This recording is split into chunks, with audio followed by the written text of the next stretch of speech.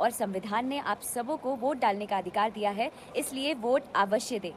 मैं भी दूंगी, आप भी दें।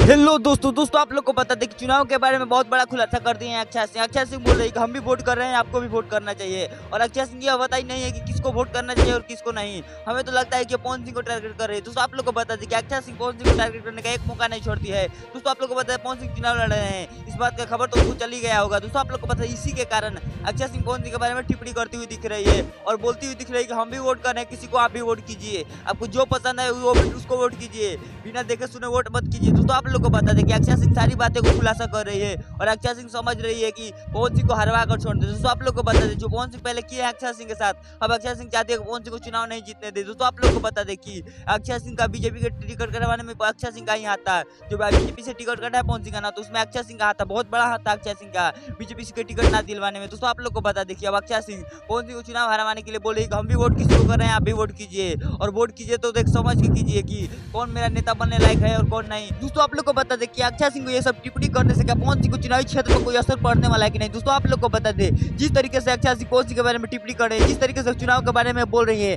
अक्षय सिंह पहले तो चुनाव के बारे में कुछ नहीं बोलती थी और चुनाव से उनका कोई मतलब नहीं था, लेकिन जब से पवन सिंह चुनाव लड़ रहे हैं ना, तब से अक्षय सिंह को मतलब हो चुका है। दोस्तों आप लोग को बता दें कि अब अक्षय सिंह चाहती है कि हम पवन सिंह को चुनाव ना जीतने दें। जब पवन सिंह चुनाव लड़ रहे हैं तभी तो इनको चुनावी क्षेत्र में कूदना था, जब पवन सिंह कुछ नहीं कर रहे थे, पवन सिंह को चुनाव से कोई मतलब नहीं था, तब तो अक्षय सिंह चुनाव के बारे में कुछ नहीं बोल रही थी और आज बड़ी आई हुई सामने आकर बोलने वाली की आप लोग चुनावी मैदान में उतरिए, सभी लोगों को वोट कीजिए। दोस्तों आप लोग को बता दें कि सारी अपडेट हम लोग को देते रहेंगे, हमारे चैनल पर चैनल को सब्सक्राइब कर लीजिएगा। मिलते हैं दोस्तों किसी नए वीडियो में किसी नए टॉपिक के साथ, तब तक के लिए बाय।